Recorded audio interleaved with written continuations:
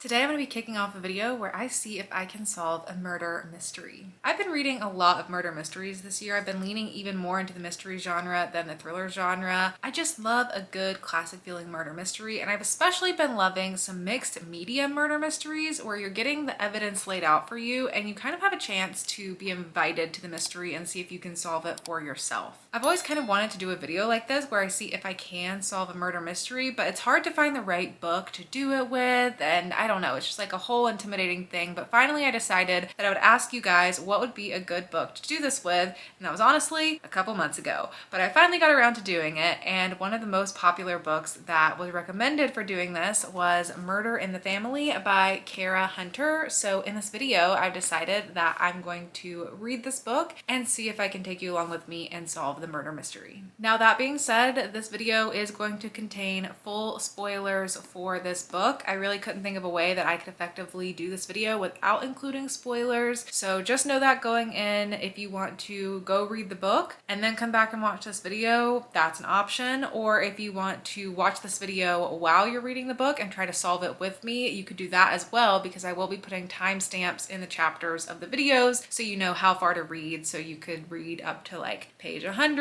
and then watch the section up to page 100. I'm just making those numbers up. I don't know exactly what page number it'll be, but you could do this like an immersive experience to see if we can solve it together while you're reading as well. It's up to you. You might also say, I'm never gonna read this book, I'm fine with all the spoilers, and I'm just gonna watch the video, and that is cool too.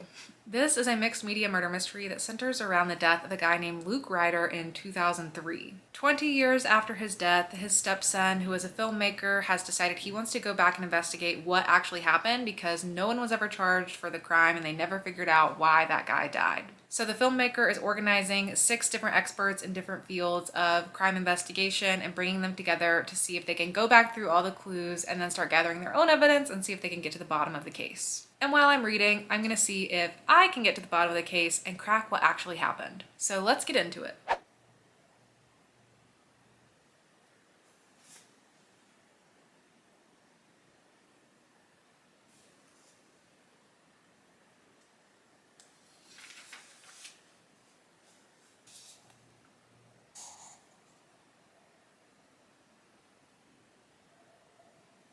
All right, I have made it up to page 76, so I'm going to tell you all the notes I've taken so far, and we're going to start piecing the puzzle together. I have just been writing in the book and taking notes, which I never do, but I thought it'd be fun with this book in particular to just like mark it up a little bit and take my notes in here as I'm going. And then I figured for each reading update, I could just go back through my notes to catch you up to how much information we have and what kind of theories I'm developing so far. I'm also going to be keeping a suspect board where, as I'm collecting suspects and information about them, I'm going to keep that all in one main place. We'll see how this goes. So the book begins with this newspaper clipping that is talking about this TV show called Infamous and how the last episode was bananas. This article comes out in November of 2023, and then the book jumps 10 months earlier and walks you through the production of that show. So the show's called Infamous. It kicked off on October 3rd, and the concept of it is that there's this guy named Guy who is a director, and he is going to be bringing these 10 different experts in all different types of fields together to try to revisit this case of a murder that happened 20 years ago. He's bringing these 10 different experts together to film this show where they're trying to investigate this case that was never solved from 20 years ago, and it was the death of his stepfather. No one ever got charged and they don't know what happened, and so he's bringing these people together 20 years later to see if they can figure out what happened. So we go 10 months earlier, and then we start jumping into the story.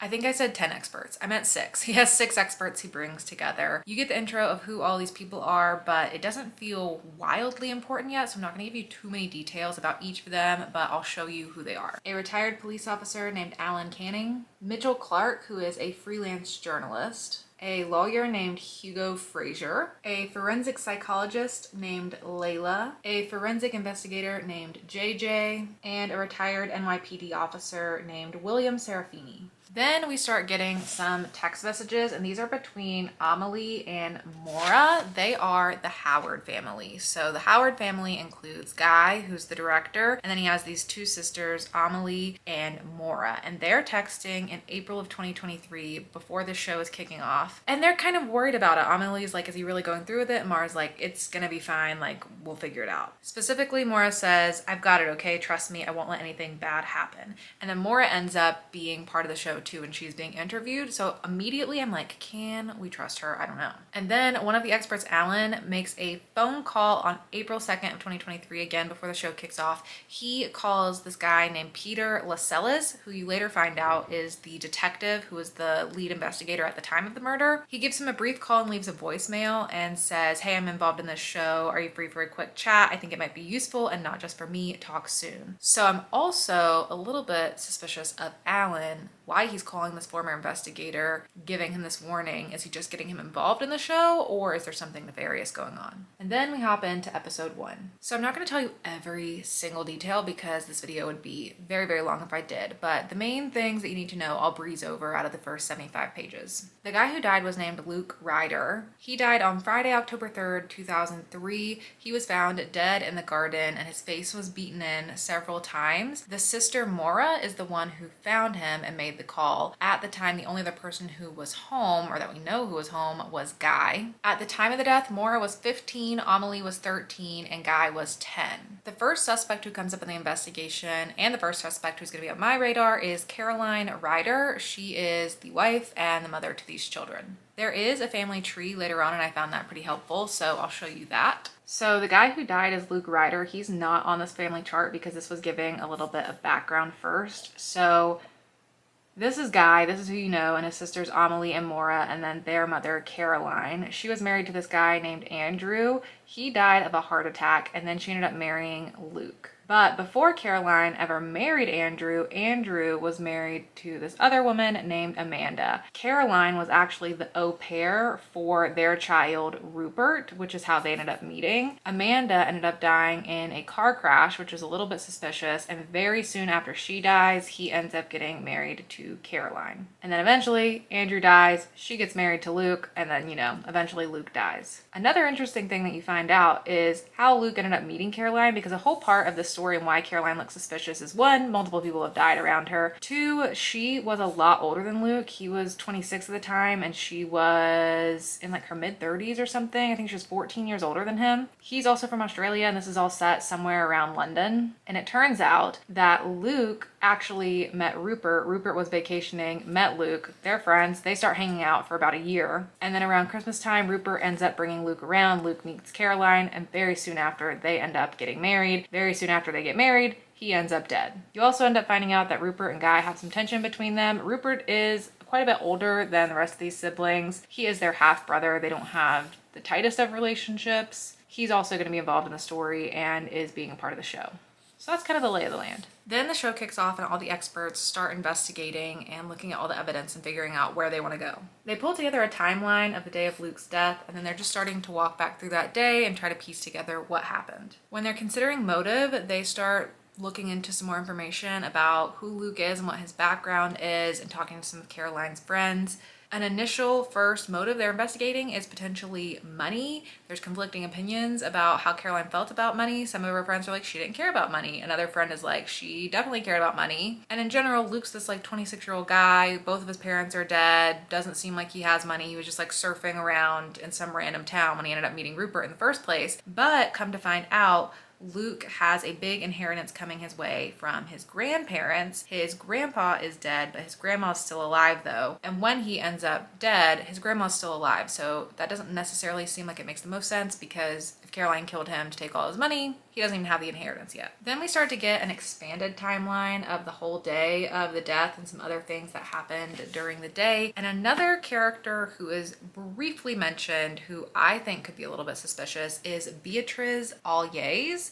She is the house cleaner, and she was there in the morning, she was there in the afternoon. Caroline was supposed to go to a party that night with Luke, but last minute he backs out, and so Caroline calls Beatrice and is like, no longer need you to babysit kind of thing. She's just like in and out, and her story aligns a lot with Caroline. They both tend to be saying the same thing, like, yeah, Luke was home all day, he was acting normal, he was watching Guy, they played games out in the afternoon in the lawn, and then everything she's saying seems to align. So I'm wondering, are both of them suspicious? Did they do something together? And then they find out these phone calls that happen throughout the day. So in the morning, there's a call that comes in from the dry cleaner, doesn't seem nefarious. At 2:37 in the afternoon, there is a 2-minute and 33-second call that came from King's Cross Station, and they were not able to identify the caller. And it seems like someone might have called Luke from the station saying that they were in town. So that ends up being another suspect, is who is this mystery caller? I'm also kind of wondering if Guy could be a suspect. He was only 10 years old at the time, but he's also the only one who was at the house with Luke. And they keep saying all these things about like, well, the gate was locked, and so it doesn't seem like anyone came in. There were no footprints. Like, it doesn't look like there was an intruder who came in. So it was someone who was already in the house, or it was someone that Luke knew who he saw outside, which would have made him go outside. I know Guy was only 10, but that kind of makes him seem like a suspect to me. And when he is having to recall the information of stuff that happened during the day, he doesn't have a ton of memory. He's just like, yeah, we played cricket, and then we ate pizza, and then I went to bed, and I just woke up and all these people were at the house. It would be odd if he were the one who did it, because he's the one who is also putting this whole show together, trying to investigate it again. But that also could be why his sisters are texting and they're like, oh gosh, why is he doing this? And Maura's like, don't worry, like, I'm gonna make sure nothing goes wrong. Are his sisters protecting him? Was his mother also protecting him? Is he the one who did something? He's a suspect for me. And then some more information that was helpful in piecing together the crime is the layout of the house and what happened. So this is where the house is, and this is where the body was found. And then there's this building out here. The sister Maura is the one who found him, and so I was curious. I'm like, how did she end up even finding him if she was just, you know, coming home? But it turns out that this is like this other building, and there's an apartment on the top that's built out, so that's where Maura's room is. And actually, way back before any of these kids were born, this is where Caroline was living. She was living in this apartment when she was the au pair for him and his whole family originally, and then she ended up keeping the house. And, you know, now there's this Luke guy, and this is where he was found dead. So she was coming, Maura was coming out of here, going to her room, and found him out in the middle of the yard, which is very suspicious. But also there's some steps here because this has a pretty steep slope, so people are like, maybe he fell on the steps, and maybe that's just how he died because it was raining. So it does seem suspicious. At the end of episode 1, they're talking about who all of their suspects are, and they have identified Caroline as the most obvious suspect, so that aligns with one of my suspects. They also call out Rupert, who is an interesting suspect to put on the board. I wasn't super suspicious of him, but it does make sense why you should have some eyes on him, so I'll add him to my suspect board as well. And then they also identify the mystery caller from King's Cross Station as a potential suspect. But then there's a little bit of a plot twist or a cliffhanger at the end. They're like, who else could it be? And then Mitchell, one of the experts, is like, me. You kind of knew this already. There was something mentioned at the beginning, but they weren't talking about in the episode. So if you're actually watching the episode, because it's kind of like, you know, the documents of like found footage type of stuff, this would have been a surprise to the viewer. Mitchell, reminder, he is the freelance journalist. He was the first person on the crime scene. He was there before police were even there, so then I guess he ended up looking like a suspect. So I'm gonna add him to my suspect board as well. We'll collect information on him as we get that. I also feel like I need to add Maura as a suspect because she found the body, she made the call to 999. This is set in London, so it's 999 instead of 911. And she's being weird in the text messages now, so she's someone I want to watch too. So I have about 7 suspects at this point, and that's just from 76 pages in the first episode of this show. I'm gonna keep reading, I'm gonna keep collecting some data, and I'll check in with you when I have some more to share. I got really sucked into this book and somehow made it to page 252. I'm over halfway through the book right now. I sat down and I read all of this today, like from the beginning to now. This has all been today. I'm just so hooked into this book. I love mixed media books. They're just so easy to fly through.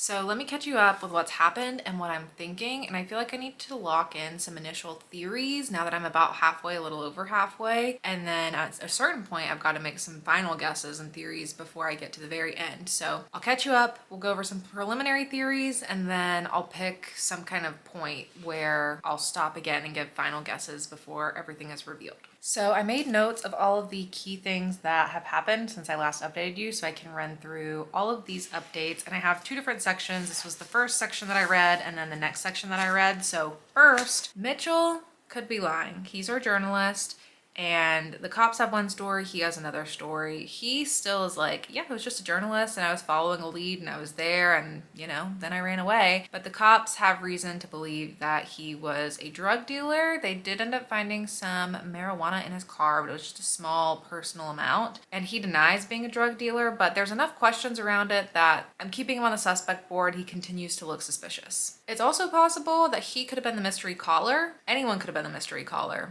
but it could have been him. They go into some more details about Amanda's car crash and how the death around that was suspicious because she was not really a drinker. It was 11 a.m. and she had some alcohol in her system. It was the legal limit, but it's all strange together. So that makes Caroline look doubly suspicious. Like, did she initially kill Amanda? And is this something that she does? Is she a killer? I feel like there's not a lot there, or maybe Caroline did kill Amanda, but never killed again after that, and that's just her own secret that she's living with. I don't know. Also, we learn Caroline might have been having an affair with someone who was driving a red MGB, which is a type of vehicle. Mara, the daughter, is the one who reveals this, and then later in text, she's like talking to her sister like, oh, it's just better that they follow this stranger than like digging into our lives. So I think that was a distraction on her end. Not that I don't think it's true, but I feel like revealing that was trying to send them down a different little loophole. So Caroline probably has some kind of secret lever, may or may not matter. Rupert's alibi gets confirmed. He was at school during the death, but one of his friends who was with him, who is the one who is confirming that he was at school at the time, says that Rupert took an emergency call to home right around the same time that Luke died. When Rupert's asked about it, he denies it. So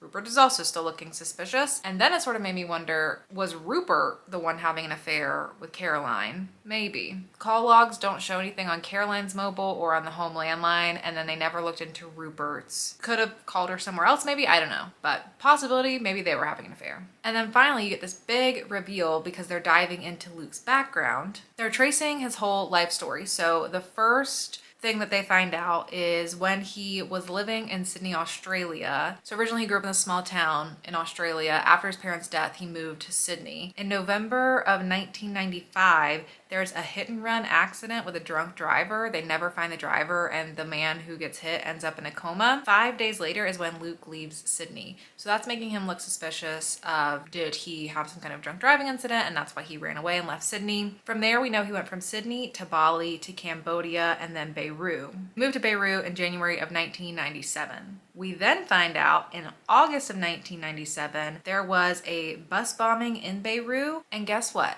Luke Ryder dies. How can that be possible, you say? Well, it appears the real Luke Ryder died in Beirut and someone stole his identity and then went on in 1999 to end up in that place called Assos and meet Rupert and go on to all of this that we know that happens after that. But we end up getting an even bigger reveal in this next chunk of the book that I read. We get a lot of information before we get that big reveal though, so I'm gonna take you in order. So they're investigating who actually was this person who was saying they were Luke Ryder, and they come across Eric Fulton. That is who the real Luke Ryder was. And then they trace that identity back in history to learn more about Eric Fulton. Eric Fulton was 11 years older than Luke Ryder said he was, and he was from Alabama, not Australia. He was listed as being killed in the Beirut bombing, and so it looks like he ended up just stealing Luke's passport and running. Then we get a series of information as all the experts are going around the table giving the information they've revealed from their own investigations. So one, we find out all the Howard kids did not like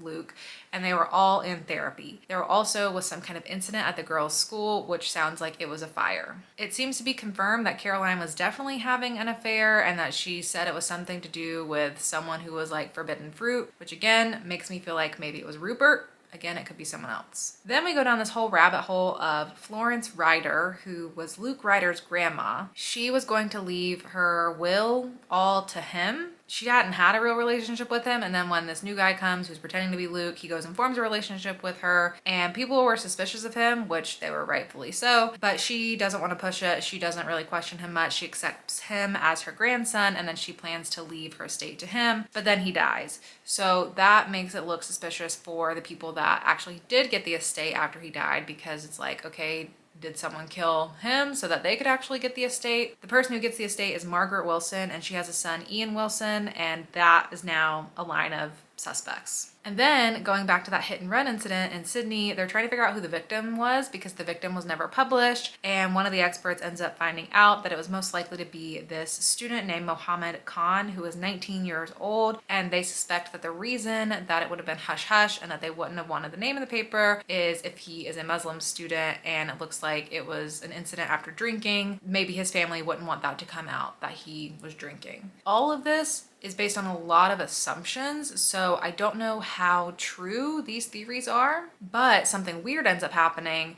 where one of the experts, Mitchell, the journalist, ends up emailing Layla after all this is revealed and is like, hey Layla, I just realized your maiden name was Khan and I'm just, wondering if there's any connection there. And she responds and she's like, that is just a very common last name. It's like, the last name Smith in America, no big deal, haha. But then she ends up calling her mom. So is there something with Layla there? Is Layla connected to this hit and run student somehow? How would that connect to anything? I have no idea. We also find out that the clothes that were found on who we presume to be Luke were never DNA tested. There were also 3 strands of brown hair found on him, but they didn't have the root attached, and so they didn't test those. So now they're going to try to pursue getting some updated DNA testing on all these items. And then finally, we get the next big reveal of the story, which is that, we think this guy named Eric Fulton is who was pretending to be Luke Ryder, but then they start tracing more into who Eric Fulton was, and it turns out Eric Fulton was actually a guy who was gay and ended up moving to New York, and it doesn't seem likely that that's the same guy, and they confirm that it's not. So essentially what we have is a serial imposter who has just been in a long line of pretending to be people. So that is everything up to this point. And using all of that information, I am putting together what I think might be happening. If we go back to our suspects board, I still have Caroline as a suspect. I have Beatrice as a suspect, but we're learning nothing about her, and I wonder if that's because she's really actually insignificant or if it's because they're trying to hide that and they don't want me to be looking at Beatrice, and maybe that's going to come out to be more important. I still have Guy on the board, and what I've read continued to add suspicion around him, and also his sister Maura, and also the sister Amelie, so I feel like I need to just add Amelie as a suspect in here as well. It kind of feels like I can just couple her with Maura because whatever is known between Maura seems to be also known between Amelie. So I'm just going to bucket them together. Rupert is still on the suspect board, but I don't think he seems like a very likely suspect. We have the mystery caller, which could be anyone. It could be someone who's already on this board for all we know. We have Mitchell, who continues to look suspicious with all the extra information that I've gotten. It seems like the Wilsons are someone who should be suspects, although I felt like a lot of that was just distractions, and I just don't know how important that's going to be. Potentially, Layla has some sort of connection, although I don't really know how or why, but I feel like I just need her on the board. And then I also want to add Alan to the board because he has been one of the experts who has seemed kind of suspicious from the beginning. And then my main suspect at this point is Luke himself, / Eric Fulton, / who the heck is this man? Because my theory for what I think happened at this point with all the information that I have is I think that guy, whoever that guy was, he was calling himself Luke, I think he's not dead. I think someone else is dead, that he has some other dead body, and that's why the murder, the face was beaten in so severely so that they wouldn't see that it wasn't him and that they wouldn't question it too much. And then I think he bolted, and I think now he's living under a different identity because that is just what he does. So the question is, who is that dead body? This whole mystery is built on all of these assumptions. Like, you assume that's Luke. You assume he is who he says he is. You assume all of these things. You assume these experts have nothing to do with it, but then seemingly they all keep looking like they maybe have something to do with it. This Bill guy, the one Bill who's an expert, is getting all this information and finding out this whole long string of him being a con man, which the police never found out at the time. It's like, how did they not find that out and you found this out within 2 weeks? So what's going on with him? Did someone cover it up originally? Is that like how Alan is connected? Because I think Alan was originally on the case, and did he do something to cover it up at the time? I don't know. I don't think I have enough information to fully form what I think the full explanation will be, but I think that dead body is not the guy that we think it is. That means it's someone who appears similar to him in stature enough for that assumption to have been made. I assume that is whoever the mystery caller is. Whoever was mystery calling from the station, I think was coming to see Luke, and then they get in a conflict. Luke kills that person, switches their clothes out, because that's what they keep saying. They like identified that body as being Luke's because he was wearing this jacket that Caroline had gotten for him. So I think he switched their clothes and then he jet setted somewhere else. He is somewhere else. Is he someone on this board? Is he assuming the identity of one of these experts who's consulting? I don't think so. It's been 20 years though. But I don't think he would come back and be interfering in the investigation. So if that's the case, that means I don't necessarily have to worry about someone like Guy being a suspect because he wouldn't have had anything to do with it. I don't really have to worry about Beatrice or Caroline or really anyone. It's just like, who is that mystery caller? What was going on there? And where did Luke go now? Also, what would be the significance of Layla being connected to the student Muhammad who was killed in a hit and run all of these years ago? Because that's more than 20 years ago. It's like 25-ish years ago. Could it have been her brother, perhaps? And if it was her brother and the person who was this Luke identity is the one who was responsible, would she have had any say in hurting him? Is she someone who showed up? Is she didn't get killed? Did someone she knows, like a relative of theirs, the one going to confront him? I don't know. That seems way too random. But in general, it sounds like this person has a long string of people he's pissed off because he's been stealing identities. So it really could be anyone coming to get their revenge. That's my theories as of now. I'm going to try to pick a point where I can give my final guess before the very end. So let me see how many pages this is. It's about 465-ish pages. So let's see, what would page 400 get me? Okay. So at page 400, I'll still have 65 pages to go. Let me just see, because it's broken up into episodes. Let me see the closest episode. Okay, episode 7. So episode 7 starts at 365. So I'm going to try to give you my next guess at the start of episode 7. I'll see if I think I have enough information or if I want to go another 50 pages or so before I finally lock in my guess, but I'm going to go read these middle portions and then I will check back in with you. Okay, I made it to page 365 and I'm ready to chat. I'm ready to give some theories. First, I'll catch up on all of the new details we got up to this point. I'll go through these pretty quickly because I'm ready to like dive into the theories and wrap this up. I'm also just really eager to finish the book because I'm really enjoying it, so I'm ready to know what happened. Key information you get in this part is a little bit all over the place, so they're bullet points and it feels like I'm going all over the place, and that's because that's how this section kind of read. So we find out that Amelie hated Luke the most.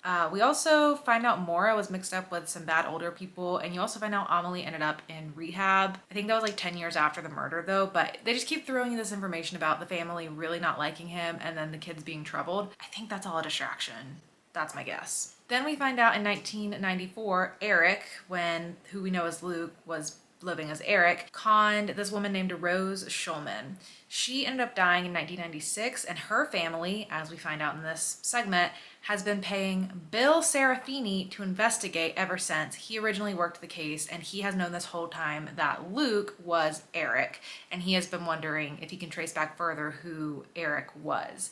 So that's a big reveal, as one of the experts has had this information the whole time, and they've kind of been leaving you little crumbs to indicate that, because the whole time he just like has all this information. You're like, how could he figure that out so fast? The police couldn't figure this out. So Bill has been lying. I don't necessarily think that is significant, and I don't think that makes Bill a suspect. I think that just reveals that he has had this other motive going on the whole time, which I think connects to something else going on, which I'll get to in my theories. Ian Wilson has an alibi for the murder. They go into that. He apparently hooked up with this older woman at a bar, and it was her 40th birthday, and then they interview her, and she's going under the name Christine because she doesn't want to give her identity away.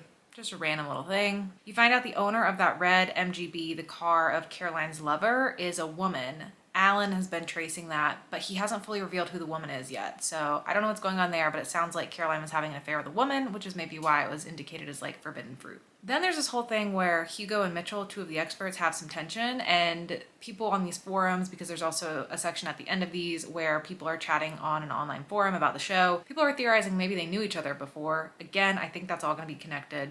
That's going to come into my theories. They find out that Luke had a lover in Assos, I don't know how to say that, but when he was living in the place where he met Rupert, they find out he was associated with some woman at the time, and as they trace that, it turns out that it looks like that's Eileen Canning, which is Alan Canning's sister. Alan is another one of the experts. Dun dun dun.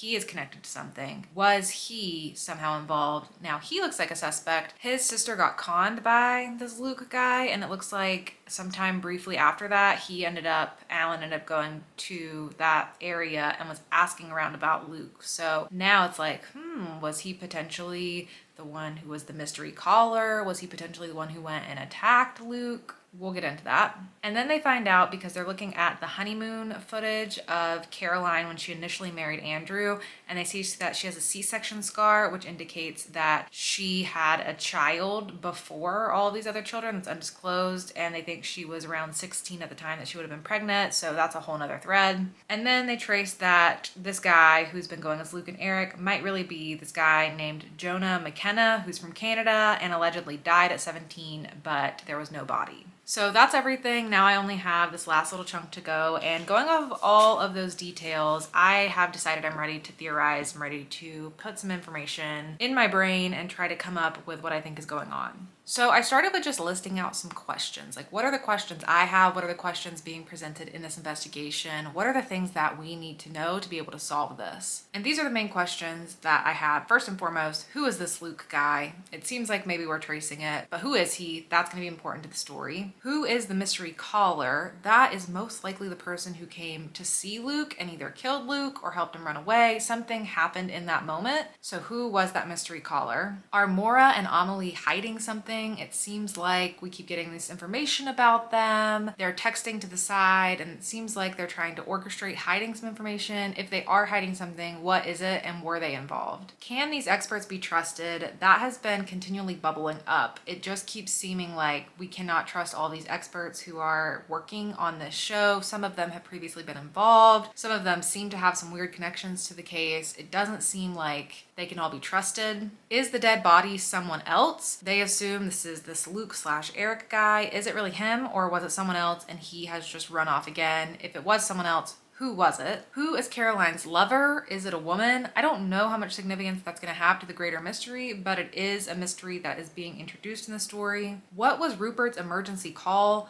That seems super strange that right before the murder, he had an emergency call back home, and there's nothing on the landline and there's nothing on Caroline's mobile. So who did he call, and what did that have to do with it? And then also brought into question in this most recent section is Ian's alibi solid? This Ian Wilson kid who's saying he hooked up with this woman, it's all very much just word of mouth based, and that could easily be not real. So does the alibi actually hold up? So going off of all those questions, I started to piece some theories together in my brain, and these are the main theories that I've got at this point. Theory number one is that this Luke/Eric guy is not actually dead, that it was a cover-up body and he ran away again. If that's the case, the question is, who is that dead body? Likely it would be the mystery caller, it would be a man, it would be someone in similar stature and age to this guy. And the only person in the story who I think could potentially be that, unless it's a character we don't know at all, if it's a character we know, potentially, maybe it was Ian Wilson, because I don't think we've met Ian Wilson.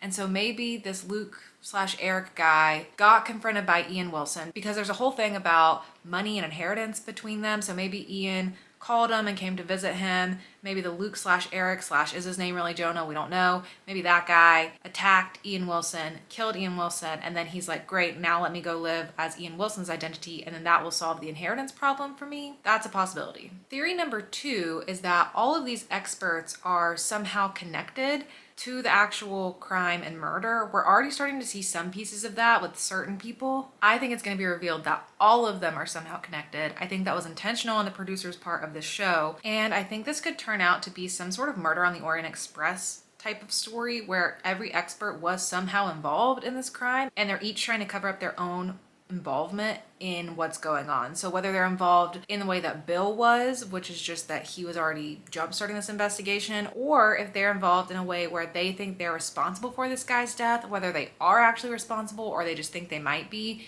and they don't want that found out, so they're trying to manipulate this whole investigation to avoid them, then it's all going to come out that they all have some sort of involvement, and that's all going to be necessary information to solve what actually happened. My third theory is perhaps the most simple, and I don't think it'll be this, but maybe the mystery caller was Alan Canning. he was coming after this Luke/Eric guy because he screwed over his sister Eileen. And maybe there's also some other people who know this that are involved in the investigation. And if there's other people who know, I think it might be the head investigator, Peter, because in the beginning, Alan called him and warned him that he was going to be on this show. And now Peter's been interviewed and been giving some information too. So maybe they're sort of in on it together. Maybe for some reason, Peter also didn't like this guy. And so he just let this go and let Alan get away with killing this guy. And also perhaps Mitchell knows because Mitchell was the first one on the scene and maybe he saw something. Then maybe they made some sort of agreement that they wouldn't arrest him because they had him on drug dealing stuff, and so he has just been going along with it this whole time too. So those are my 3 main theories of what I think is going to be the explanation. They're not necessarily in any particular order. I could see any of these being the way that it goes. I'm very curious to see if I'm right. I'm curious to see if I get parts of it right or if I'm just completely off base entirely. But that's what I'm going with. Those are my 3 guesses. I'm locking them in. I'm going to finish the book and then I will let you know if I was correct. I finished the book. Now for the question, was I right? Kind of on some things, and other things are still sort of unknown. So let's unpack that. Here's all the things we find out since I last updated you. First, my theory about all the experts being connected did turn out to be true. You do find out that all of these experts are and somehow connected to the crime and that was intentional on the producer's part to get these people who were connected.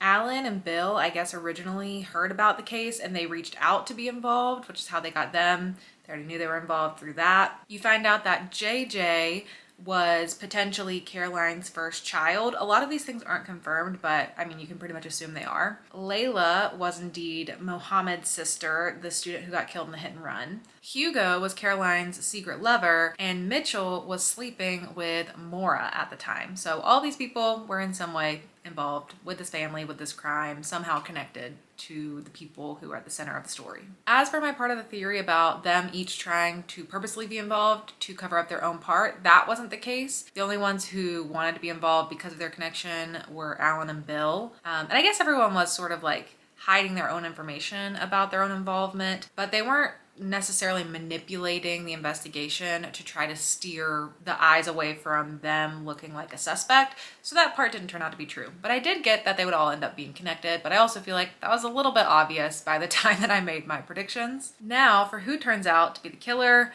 Maura ends up telling her story of what happened that night. It turns out she didn't actually go to the cinema. You find out she was dating Mitchell, and so really she was with Mitchell. And then she was supposed to meet Amelie, and they were gonna walk back home together, but Amelie was already home. By this time, Luke's already dead, and Amelie is cleaning up blood. So Maura assumes that Amelie did it. She tells that story. Amelie gets arrested. Amelie goes to jail. Maura's then talking to Amelie at one point, and Amelie's like, I didn't do it. Why do you think I did it? That doesn't make any sense. And then she's like, oh my God, I realized what happened. Basically, Maura always thought Amelie did it, so she's been protecting her. Amelie knew that Guy did it. The 10-year-old little guy is the murderer, and she cleaned up the mess and had been hiding all of that. Even goes to jail for him in the end. At one point, I did have Guy as a suspect and thinking like, oh, maybe it was the 10-year-old child who did it. I know Guy was only 10, but that kind of makes him seem like a suspect to me. But that just didn't seem the most plausible to me. And I still think that was kind of a weird explanation of all the other possible ways this could have gone, but that's what happened. I didn't necessarily lock that in, but that's the explanation. The reasoning for that is because he was like 6 years old when he saw his dad die. So when he saw Luke lying there, which actually there's another detail about that. I guess I should tell you that. The mystery caller is revealed to be Ian Wilson. He was interested in pursuing Luke, something to do with the inheritance. He's the mystery caller. He comes to see Luke. The way Ian Wilson tells the story, because Ian Wilson gets interviewed at the end, him and Luke were talking. It was raining. They got into a little bit of an altercation. Luke slipped, hit his head, knocked out. Ian ran away. And then he says that he saw a guy holding like a rock and being the one to beat Luke's face in. Which the explanation for that psychologically is that Guy, when he was 6 years old, saw his dad fall and die of a heart attack. And so they think he went into a fugue state when he saw this other guy laying there and it caused this violent episode. That's how the story leaves itself. I just don't know if I'm buying that. And maybe I'm biased because of my theory, but what I think is very plausible to have happened is that this guy, Ian Wilson, who we're talking to at the end, is not the real Ian Wilson. I still think that could have been Ian Wilson's body, and that's why the face got smashed in and Luke attacked Ian, smashed his face in to make it look like it was him that was dead, and then jet-setted off. So that was my theory, and I think the book leaves it to where that still could be true. I'm believing it's true, and I'm believing that I'm correct in that aspect. Then at the very end, Guy ends up dying of a heart attack, but even that is kind of suspicious because it looks like there was this woman seen leaving the house, this redheaded woman, which is insinuated to be Rebecca McKenna, who is the sister of Jonah McKenna, and Jonah McKenna is who we think is the original Luke. And then there's this watch that ends up being found at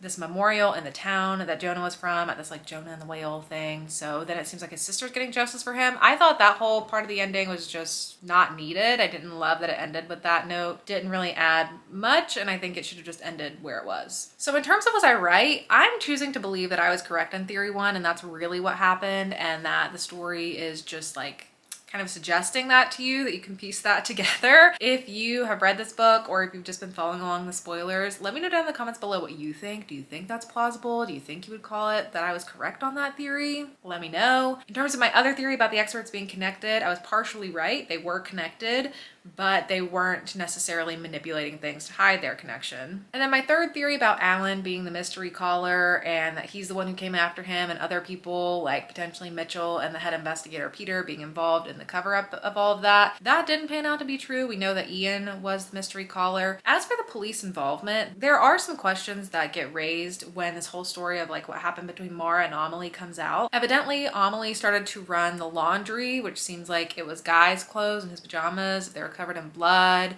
and then she's running the laundry, and so the washing machine would have been ran when the cops were there. And so then they do raise the question of like, why did no one question that at the time? They're at a crime scene, the laundry's going, why did no one think to look into that? So I'm like, were the cops in some way complicit in allowing things to be covered up? Maybe Guy was actually the murderer and they just didn't want this little boy to be punished. I don't know. That was also still left a little bit open-ended. All in all, I really enjoyed my experience with reading the book in this way. I've never really tried to solve a book like this before, and especially given the format of this, it just really primed itself for that experience, and I had a really good time doing that. It was just really fun to feel like I was putting my investigation hat on and trying to pull all the clues together and theorize what I thought was going on. As for how I felt about the book in general, like as a reading experience, I think it's hard to place a rating and experience on this book because it's such a unique experience from how I usually read books, even a unique experience from how I would read a mixed media murder mystery like this, because I've never actively tried to solve it so actively before. But I think I'm gonna give it a 4-star because I did enjoy the experience with the story, the setup and the concept of it, how the story kind of navigates you through piecing together what happened. I really think there's a cool opportunity in a mixed media murder mystery to leverage that format to do unique things, or to deceive you, or to like give you clues in complex ways. And I